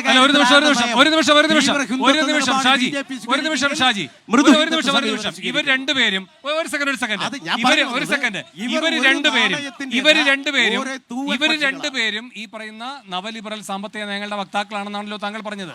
നിങ്ങളുടെ മാനിഫെസ്റ്റോയിൽ യെച്ചൂരി ഇരുന്ന് ബുദ്ധിമുട്ടി എഴുതിയ ഒരു കാര്യമുണ്ട്. എന്താണത്? വിദേശ സർവകലാശാലയിലും സ്വകാര്യ സർവകലാശാലയിലും രണ്ടും ഉണ്ടാകില്ല. അത് ആരുടെ ചെവിക്ക് പിടിക്കലാണ്? നിങ്ങളുടെ ഇവിടുത്തെ സർക്കാരിന്റെ ചെവിക്ക് പിടിക്കലാണ്. നിങ്ങൾ ബജറ്റിൽ വെച്ചതാണ് യെച്ചൂരി മാനിഫെസ്റ്റോയിൽ തിരുത്തിയിരിക്കുന്നത്. അപ്പോൾ അത് ഏത് നയത്തെയാണ് നിങ്ങൾ പിൻപറ്റിയത്? അല്ല, ഞങ്ങൾ പിൻവലിക്കുന്ന ഈ ഒരു നയത്തിൽ തന്നെയാണ്. അതായത് ഒന്ന്, തുറന്ന കമ്പോള വ്യവസ്ഥയ്ക്ക് വേണ്ടി നിലകൊള്ളുന്നതാണ് BJP, അതായത് RSS. എന്റെ ചോദ്യം ലളിതമാണ്. മാനിഫെസ്റ്റോ വന്ന സ്ഥിതിക്ക് ബജറ്റിൽ എന്താണോ ബാലഗോപാൽ പറഞ്ഞത് 4 മടക്കി നിങ്ങൾക്ക് തന്നെ കീശയിൽ വെക്കണ്ടേ? ഞങ്ങൾ പറഞ്ഞ കാര്യങ്ങൾ നടപ്പാക്കിയിട്ടുണ്ട്. ഞാൻ ചോദിച്ചത് ഈ വിദേശ സ്വകാര്യ സർവകലാശാലയുമായി വ്യതിചലിച്ചിട്ടില്ല. നിങ്ങൾ ഈ മോദി നയത്തെ വിമർശിക്കുമ്പോൾ ഇവിടെ ബാലഗോപാൽ പറഞ്ഞത് കേന്ദ്രത്തിന്റെ ആ പദ്ധതിയെ പറ്റി പരിശോധിക്കുമെന്നാണ്. കേന്ദ്രത്തിന്റെ ആ പദ്ധതി പരിശോധിക്കാനാണോ CPM-ന്റെ ധനമന്ത്രി ഇവിടെ ഇരിക്കുന്നത്? കേന്ദ്രത്തിന്റെ പദ്ധതി പരിശോധിക്കുന്നതിൽ എന്ത് കുഴപ്പം? അതേ നയം പിന്തുടരുമെന്നാണ് ആ ധനമന്ത്രി പറഞ്ഞത്. നിങ്ങളുടെ മാനിഫെസ്റ്റോയിൽ നിങ്ങൾ അത് തിരുത്തുകയും ചെയ്യും. ഇവിടെ ഞാൻ നിലനിൽക്കുന്ന വസ്തുതകളെ, യാഥാർത്ഥ്യങ്ങളെ നമ്മൾ പൊരുത്തപ്പെടണ്ടേ, കാണണ്ടേ? തെറ്റ് ചെയ്ത ഞാനിപ്പോ വേണുവായിട്ട് പറഞ്ഞതാണ്. കാരണം നിലനിൽക്കുന്ന വസ്തുത പഠിക്കണ്ടേ, ആ കാര്യങ്ങൾ കാണണ്ടേ? ഈ കാര്യം കാണണല്ലോ, അതുമായി ബന്ധപ്പെട്ട് പരിശോധിക്കണ്ടേ? വേണു സ്വാശ്രയ കോളേജിനെതിരെ സമരം നടത്തി. ആർക്ക് സമയം കിട്ടുന്നില്ല? സ്വാശ്രയ കോളേജിനെതിരെ സമരം നടത്തി പാവപ്പെട്ട DYFIക്കാർ മരിച്ച കാര്യമൊക്കെ CPM കേരളത്തിൽ മറന്നുപോയി. ഇപ്പോഴും പുഷ്പനെ അവർ ഓർക്കുന്നില്ല. പുഷ്പന്റെ കാര്യം പറയണ്ട. പുഷ്പനെ അപ്പോ ഈ സ്വാശ്രയ കോളേജ് ആരംഭിച്ചപ്പോ അതിനെതിരെ സമരം നടത്തിയ ആളുകൾ അവരാണിപ്പോ വിദേശത്തുനിന്ന് സർവകലാശാലകൾക്ക് പോലും കേരളത്തിൽ പ്രവേശനം കിട്ടാൻ, അതിനുവേണ്ടി പണം മുടക്കാൻ, സ്വകാര്യ മേഖലയിലേക്ക് കടക്കാൻ അനുവദിക്കുമെന്ന് പറഞ്ഞപ്പോ യെച്ചൂരിക്ക് തന്നെ തിരുത്തേണ്ടി വന്നു. കാര്യം പിണറായി വിജയന്റെയും കേരളത്തിലെ CPM-ന്റെയും ചെലവിലാണ് ഡൽഹിയിൽ CPM ജീവിക്കുന്നതെങ്കിൽ പോലും ഒരു മാർഗവും ഇല്ലാതെ അവർക്ക് തിരുത്തേണ്ടി വന്നു. ഞങ്ങളുടെ സാമ്പത്തിക നയത്തെ കുറിച്ച് തെറ്റുകുറ്റങ്ങൾ പറയുന്നുണ്ടല്ലോ. ഞാൻ ചോദിക്കട്ടെ, ഇവര് 2 കൂട്ടരും ഒന്ന് LDF-ന്റെ സപ്പോർട്ടോട് കൂടി ഇവിടെ UDF ഐക്യമുന്നണി അവിടെ കേന്ദ്രത്തിൽ ഭരിച്ചിരുന്നു. ഞങ്ങളുടെ അധികാരത്തിന് മുമ്പ് 2014 മുൻപ് 10 വർഷക്കാലം ഞങ്ങളുടെ സാമ്പത്തിക നയം കൊണ്ട് ഇന്ന് സംഭവിച്ചെന്താണെന്ന് നിങ്ങൾക്ക് കൃത്യമായിട്ട് ഇന്ന് ലോകം കാണുന്നുണ്ട്. ഈ ഇന്ത്യയെ അടക്കി ഭരിച്ചിരുന്ന ബ്രിട്ടീഷിനെ പിന്തള്ളിക്കൊണ്ട് ലോകത്തിൽ സാമ്പത്തിക വ്യവസ്ഥയിൽ 5ാം സ്ഥാനത്ത് നിന്ന് അവരെ പിന്തള്ളിക്കൊണ്ട് ഇന്ന് രാജ്യം പട്ടിണി സൂചികയും വന്നിട്ടുണ്ട്. പട്ടിണി സൂചികയൊക്കെ മാറ്റമുണ്ട്. ഈ പട്ടിണി സൂചിക നിങ്ങളുടെ ആരുടെ ബേസിലായി പറയുന്ന പട്ടിണി സൂചിക? ഇവിടെ ജനങ്ങളോട് ചോദിച്ചു നോക്ക്. ജനങ്ങൾക്ക് സാമ്പത്തികമായി ആരും കൂവിയാലൊന്നും നോക്കൂല. തോപ്പിക്കണ്ട. കർഷകർക്ക് ഞാൻ പറഞ്ഞോളൂ. അല്ല വേണു ഒരു second, അല്ല, ഒരു പറയാം second. കർഷകർക്ക് ദാരിദ്ര്യ നിർമ്മാണ രംഗത്ത് ആ. 111 സ്ഥാനത്താണ് ഇന്ത്യ രാജ്യം. അത് ഏത് 111 സ്ഥാനത്ത് അത് മറുപടി പറയണം. അത് ഒരു വർഷം കൊണ്ടല്ല, അത് ഒരു വർഷം കൊണ്ടല്ല. കഴിഞ്ഞ 70 വർഷക്കാലം ഭരിച്ച ആരാണ്? നിങ്ങളെ കെടുകാര്യസ്ഥത ഇന്ത്യയെ അധികാരത്തിൽ നിങ്ങൾക്ക് വരുന്നതിന് മുമ്പ് ഭരിക്കാൻ ഒരു അറിയില്ല. സുപ്രഭാതത്തിലെ നിങ്ങള് 100 സ്ഥാനത്തേക്ക് പോയതല്ല ഭാരതം. അല്ലല്ല, പറയട്ടെ ഇന്ന് ഇവിടെ. കിസാൻ ഇത് സമ്മാൻ പറയട്ടെ. പദ്ധതി എന്ന പരിപാടിയിലൂടെ പറഞ്ഞു പോകാൻ പാടില്ല. അതായത് ഞാൻ ചോദിക്കുന്നത് കർഷകർക്ക്, ഈ രാജ്യത്തെ കർഷകർക്ക് 6000 രൂപ വെച്ച് ഒരു വർഷം കർഷകർക്ക് കൊടുക്കുക, അക്കൗണ്ടിൽ ഇട്ട് കൊടുക്കുക. കർഷകർക്ക് വേണ്ടിയിട്ടുള്ള സാമ്പത്തിക നയങ്ങൾ വരുമ്പോ ഇത് നമ്മൾ വെറുതെ ഏതെങ്കിലും ഒരു സൂചന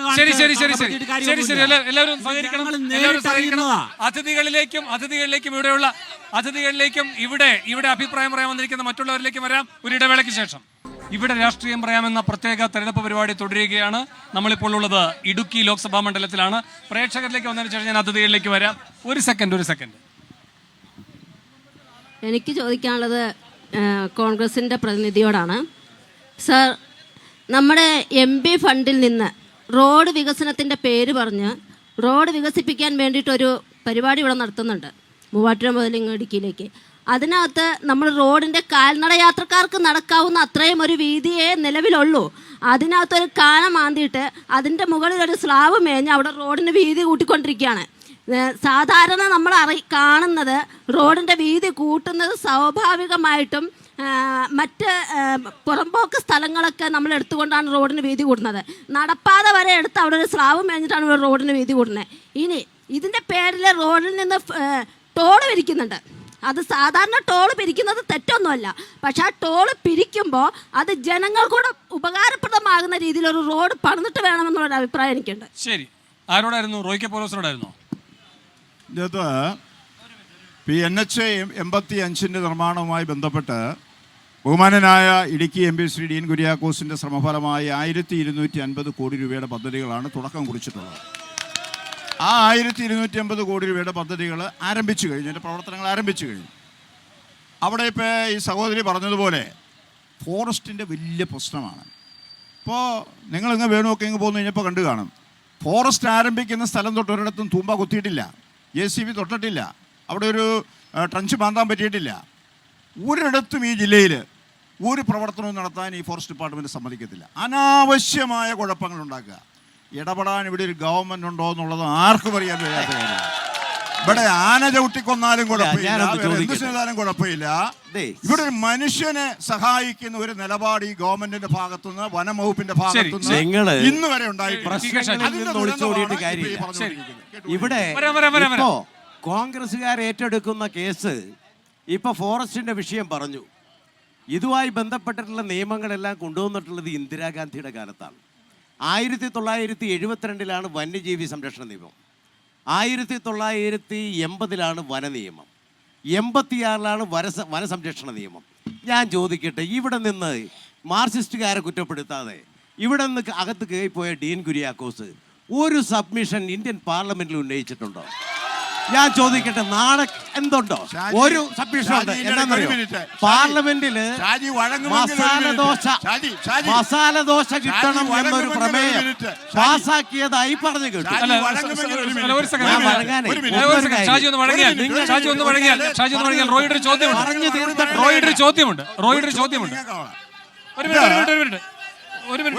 എന്താണെന്നറിയാവോ? ഇവിടെ ഒരു സെക്കൻഡ്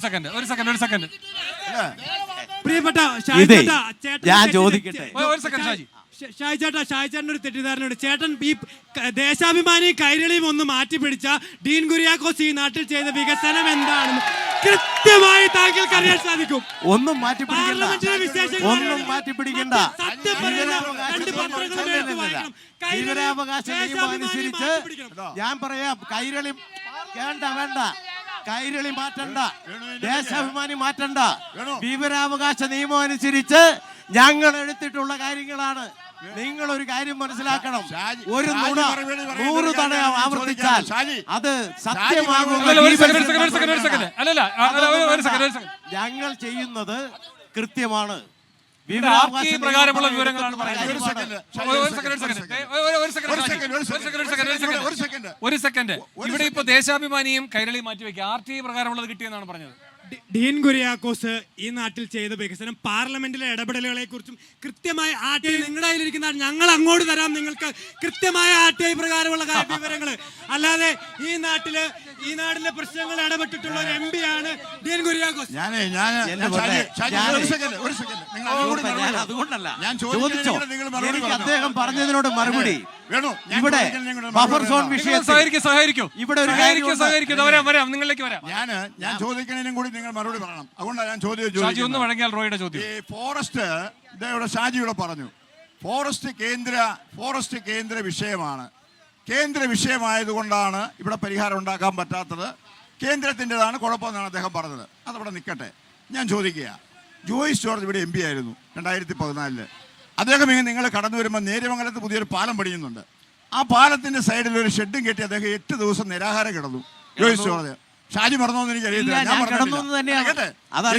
എന്തിനു വേണ്ടിയായിരുന്നു എന്നറിയാമോ? 6 മൈൽ മുതൽ അങ്ങോട്ട് പോകുന്ന മലയോര ഹൈവേ എന്ന് പറയുന്ന ഹൈവേയിൽ എളമ്പളാശ്ശേരിക്ക് അപ്പുറത്തേക്കുള്ള വനമേഖലയിലൂടെ 7 മീറ്റർ വീതിയിൽ TU കുറുവിള പൊതുമരാമത്ത് മന്ത്രിയായിരുന്നപ്പോൾ റോഡ് പണിതതിന് കരിങ്കിന് വീതി പോരാ, അത് 9 മീറ്റർ ആക്കണമെന്നും പറഞ്ഞ് സമരം ചെയ്ത ആളുകളാണ് ഈ പറയുന്ന ജോയിസ്. MP ആയിട്ട് എന്ത് ചെയ്യുമെന്ന് അറിയാവോ? ആ കരിങ്ക് 5 മീറ്റർ വീതിയിൽ പൊളിച്ചു കളഞ്ഞു. 5 മീറ്റർ വീതിയിൽ പൊളിച്ചു കളഞ്ഞു. നമ്മളിപ്പോ അരിക്കമ്പന പിടിച്ചുകൊണ്ട് പോയപ്പോഴാണല്ലോ ജില്ല എന്തെന്നറിഞ്ഞത്. ഇടുക്കി ജില്ലയിൽ ഇത്ര വികസനമോ അല്ലേ? എവിടെയാ? മൂന്നാറിൽ നിന്ന് പൂപ്പാറ വഴി കുമളിക്ക് യാത. നിങ്ങളൊരു കാര്യം മനസ്സിലാക്കണം.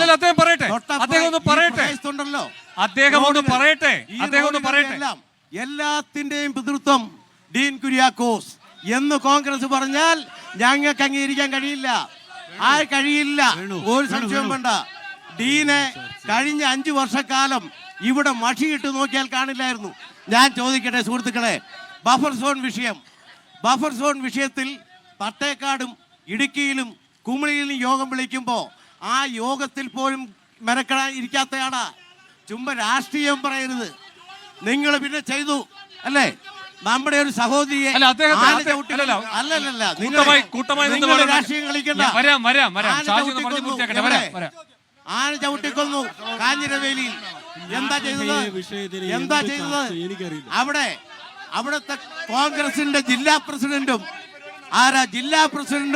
മാത്യു കുഴൽനാടനും കുര്യാക്കോസും കയറി ആ മൃതശരീരം എടുത്ത് പൊതുവഴിയിൽ വെച്ച് രാഷ്ട്രീയം കളിച്ചവരല്ലേ? അല്ലേ? ഇവിടെ കിടന്ന് എന്ത് എനിക്ക് മനസ്സിലാവാത്ത. ഈ ഭാഗത്ത് നിൽക്കുന്നവർ പറയുന്നൊരു കാര്യമുണ്ട്. ഈ ഭാഗത്ത് നിൽക്കുന്നവർ പറയുന്നൊരു കാര്യമുണ്ട്. താങ്കൾ നിരന്തരമായി ഇത് തടസ്സപ്പെടുത്തുന്നു എന്ന്. അങ്ങേക്ക് 2 തവണ മൈക്ക് തന്നു. സഹകരിക്കും. ശരി, അങ്ങേക്ക് മൈക്ക് തന്നു. സഹകരിക്കും. ചോദിക്കും. CPM-ന്റെ പ്രതിനിധി ഇവിടെ തെറ്റിദ്ധാരണജനകമായ ഒരു കാര്യം പറഞ്ഞു. ഒരു സെക്കൻഡ് ഷാജി, CPM-കാരും ഇവിടെ ഇല്ലേ? അവർക്കൊന്നും ചോദിക്കാനും ഇല്ലേ? CPM-ന്റെ പ്രതിനിധി ഇവിടെ ആരംഭത്തിൽ തന്നെ തെറ്റിദ്ധാരണജനകമായ ഒരു കാര്യം പറഞ്ഞു. ഡീൻ കുര്യാക്കോസ് MP പൂർണ്ണമായ ഫണ്ട് വിനിയോഗിച്ചിട്ടില്ല എന്നും ഡീൻ കുര്യാക്കോസ് MPയുടെ ഇതിലുള്ള മുഴുവൻ ഫണ്ടുകളിലും അഡ്മിനിസ്ട്രേറ്റീവ് സാങ്ഷൻ, ടെക്നിക്കൽ സാങ്ഷൻ അടക്കമുള്ള മുഴുവൻ നടപടികളും പൂർത്തീകരിച്ചു എന്നും മാത്രമല്ല, ജോയിസ് ജോർജ് ലാപ്സ് ആക്കി വെച്ചിരുന്ന 1,92,00,000 രൂപയും കൂടി ചെലവാക്കിയാണ് MP ഇവിടെ പ്രവർത്തനം. ഞാൻ പറയുന്നത് കൂക്ക് വിളിക്കാൻ കുറെ ആളുകളെ കൂട്ടിക്കൊണ്ട് നിലനിൽക്കുന്ന കാര്യങ്ങളെ തള്ളാൻ നോക്കരുത്. ഒരു കാര്യം പറയാം, ശ്രദ്ധാപൂർവം കേൾക്കുകയാണെങ്കിൽ പറയട്ടെ. നിങ്ങൾ എന്നാ പറയുന്നത്? ഞാൻ ചോദിക്കുന്നത് എവിടെ ഡീൻ കുര്യാക്കോസ് എന്ത് ചെയ്തു? ഞാൻ പറയാം സഖാവേ, PMG 65 റോഡുകൾ. ഒരു സെക്കൻഡ് ഷാജി, ഒറ്റ സെക്കൻഡ്. ഇവിടെ ഒരു കാര്യം പറയാ, മനോരമ പറയുന്നത് പറയാനല്ല ഒന്ന് സഹകരിക്കണം. ഇടുക്കിയെ കേരളത്തിന്റെ വാർത്താ ശ്രദ്ധാ കേന്ദ്രമാക്കിയ ഒരു സെക്കൻഡ് മറിയക്കുട്ടി ചേച്ചിയും ഇപ്പൊ ഈ ചർച്ചയുടെ ഭാഗമായിട്ട് ഇവിടെ എത്തുകയാണ്. മറിയക്കുട്ടി ചേച്ചി, ഈ മൈക്ക് പിടിച്ച് ചോദിക്കാനുള്ള ചോദിച്ചോ? ഇത് കൈ പിടിച്ചോ?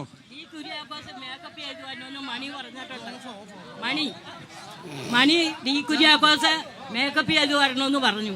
അപ്പോൾ ഡി കുര്യാക്കോസിൻ്റെ ഭാര്യയോടൊന്ന് ചോദിക്കണം, ഞാനാണ് ഡി കുര്യാക്കോസാണ് കറുത്തതെന്ന് ചോദിക്കണ്ടേ? അത് തന്നെയല്ല, വയനാട് ആ കോളേജിൽ ഒരു കൊച്ചിനെ കൊന്നു. ആ കൊച്ചിനെ കൊണ്ടുവന്ന് ഇടുക്കി കൊണ്ടുവന്ന് മണിക്ക് ഒളിപ്പിക്കാൻ കൊള്ളാവോ?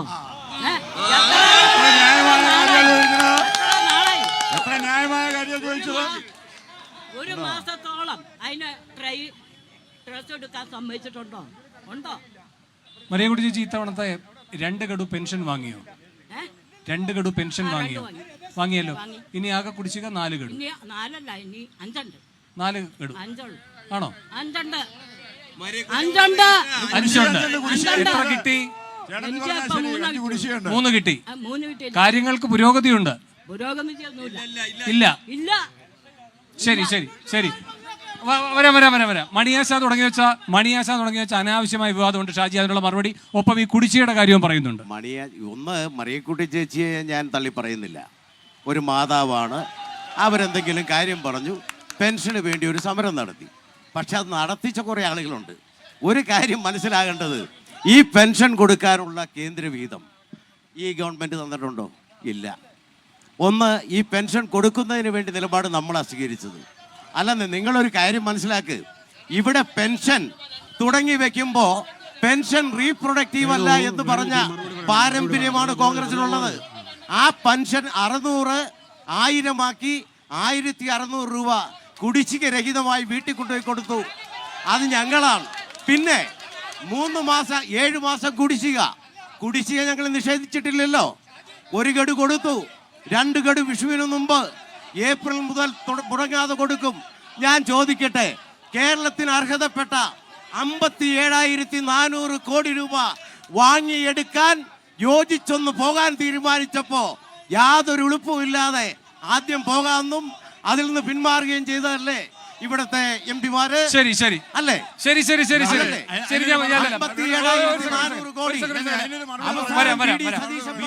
സമയം കൊടുത്തിട്ടില്ല, നിങ്ങൾ മനസ്സിലാക്കാൻ വേണം. ശരി.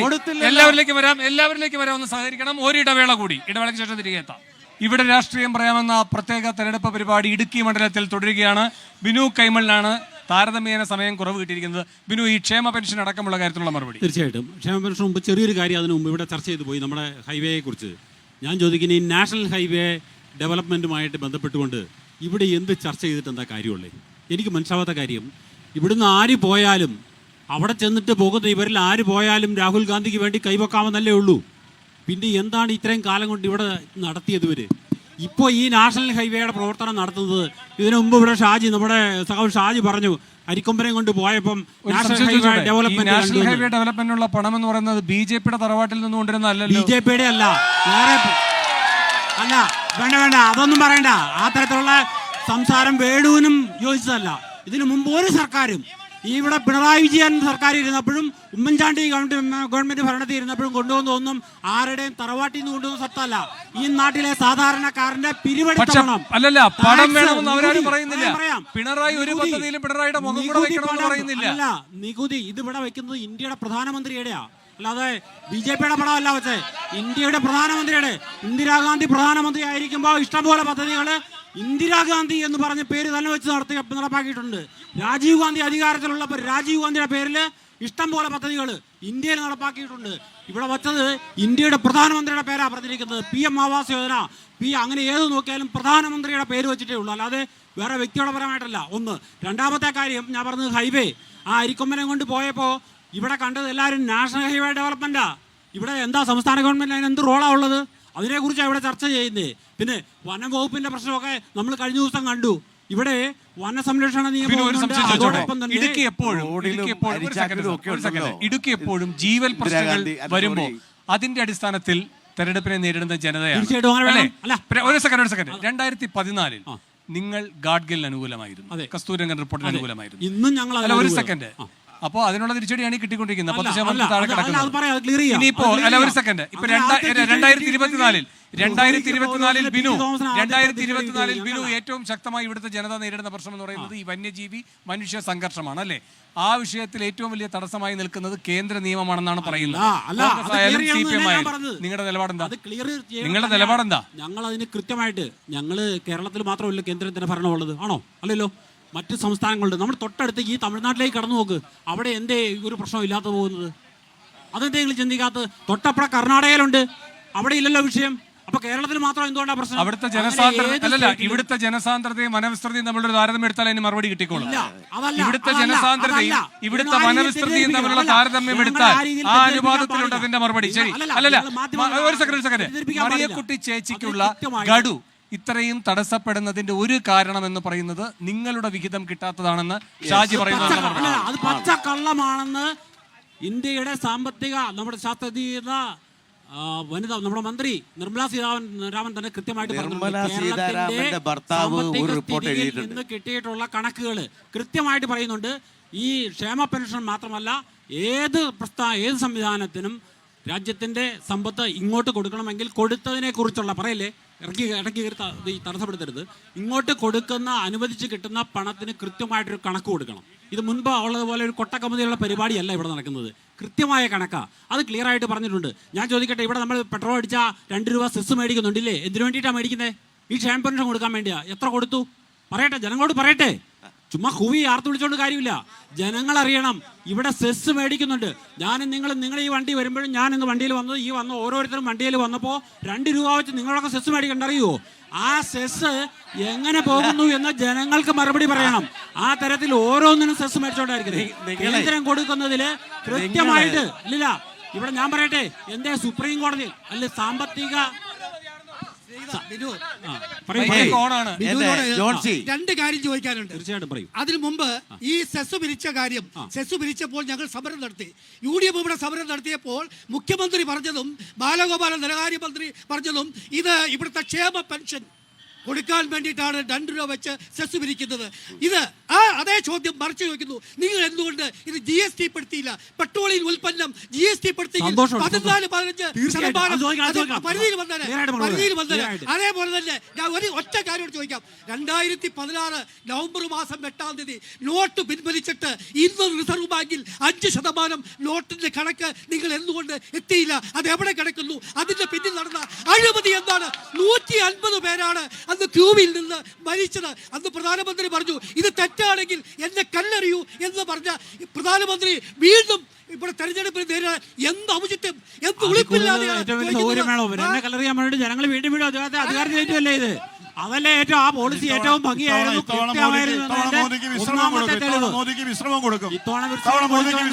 ആഗ്രഹം വളരെ നല്ല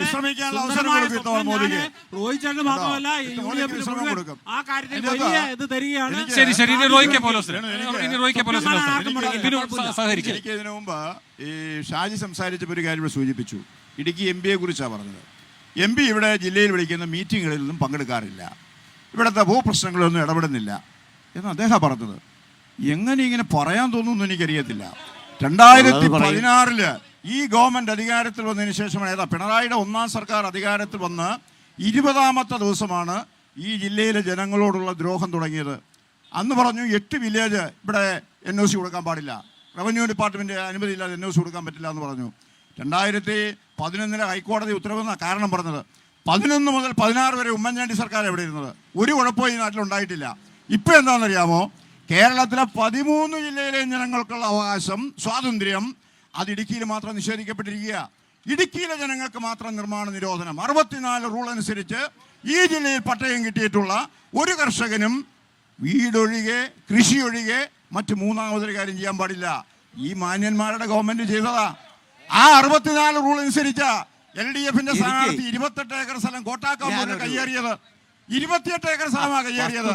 20 ഏക്കറിന്റെ പട്ടയം റദ്ദ് ചെയ്തു. ജോയ്സ് പക്ഷേ ഇപ്പോഴും സത്യവാങ്മൂലത്തിൽ അത് പറഞ്ഞിട്ടുണ്ട് കേട്ടോ. കൊട്ടക്കമ്പൂർ പറഞ്ഞിട്ടുണ്ട്, ആ സ്ഥലം പറഞ്ഞിട്ടുണ്ട്.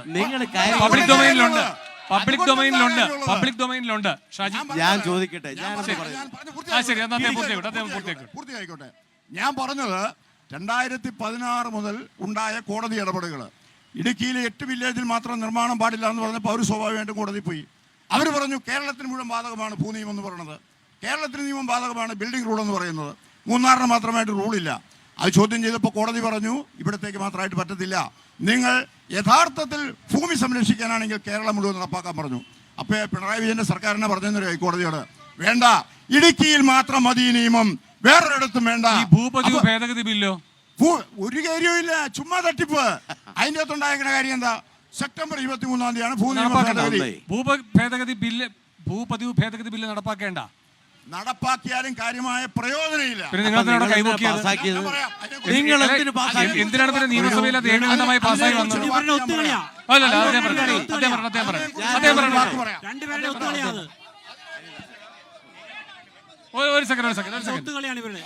ഒരു സെക്കൻഡ് ബില്ല് അഴിമതിയാണ്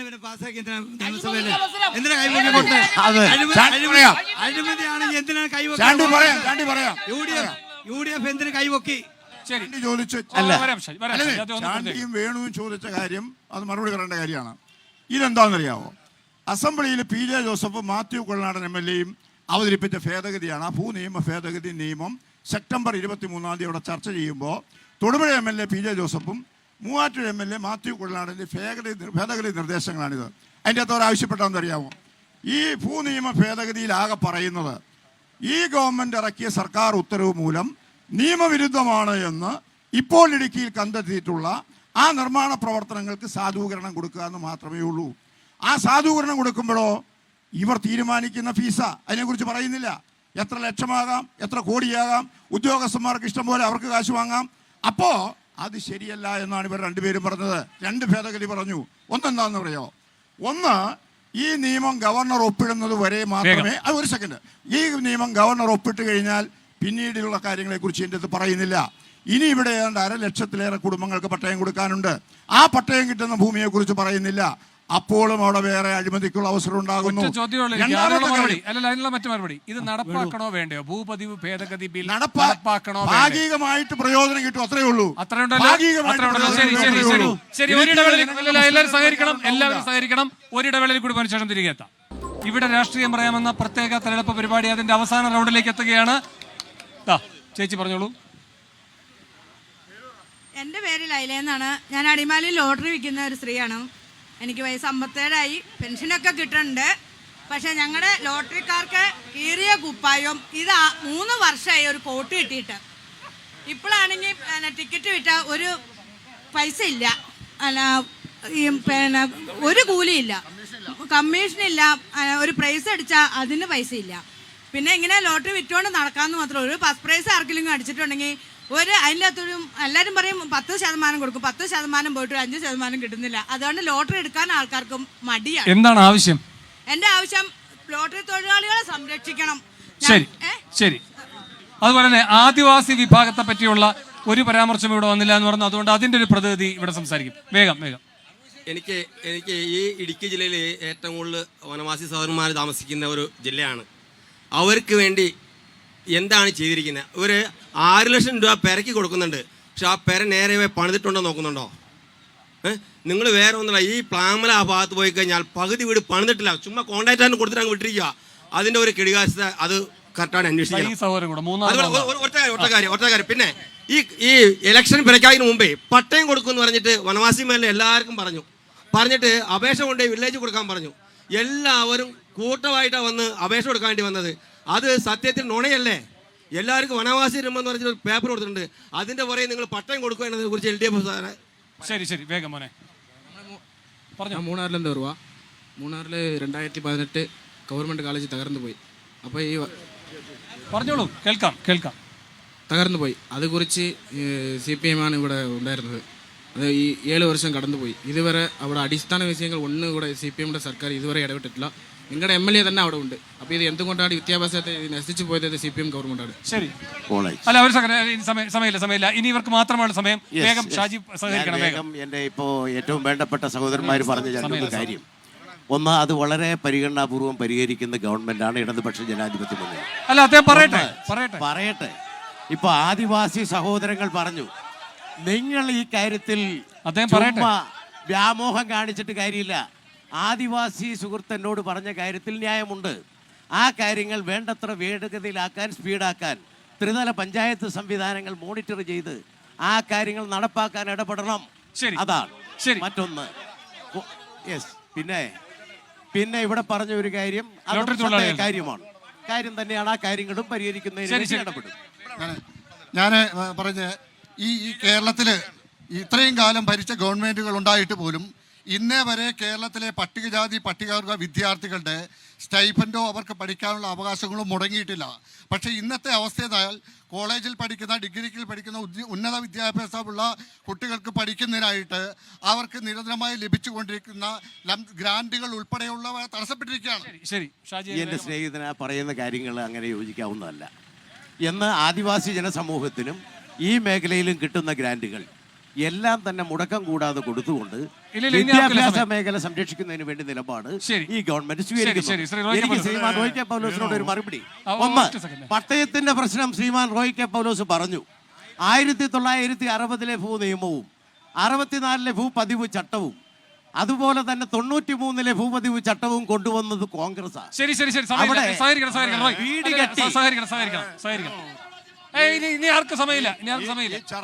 ഈ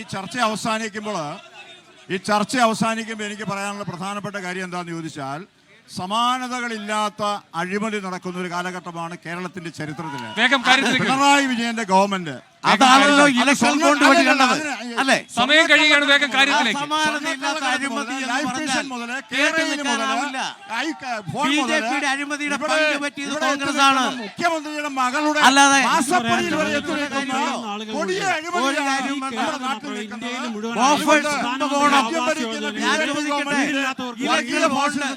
ഇലക്ഷൻ ബോണ്ട് 8000 കോടി ബിജെപി 1950 ശരി. ആകെ ബഹളമാണ്. ആര് പറയുന്നത് കേൾക്കാനും വയ്യ. എന്തായാലും ഈ ചർച്ച സജീവമാക്കിയ അതിഥികൾക്ക്, അതുപോലെ തന്നെ ഇടുക്കി മണ്ഡലത്തിലെ പ്രിയപ്പെട്ട വോട്ടർമാർക്ക് എല്ലാവർക്കും നന്ദി. ഇനി ഇവിടെ രാഷ്ട്രീയം പറയാം. നാളെ കോട്ടയം ജില്ലയിലാണ്, അവിടെ കാണാം. നമസ്കാരം.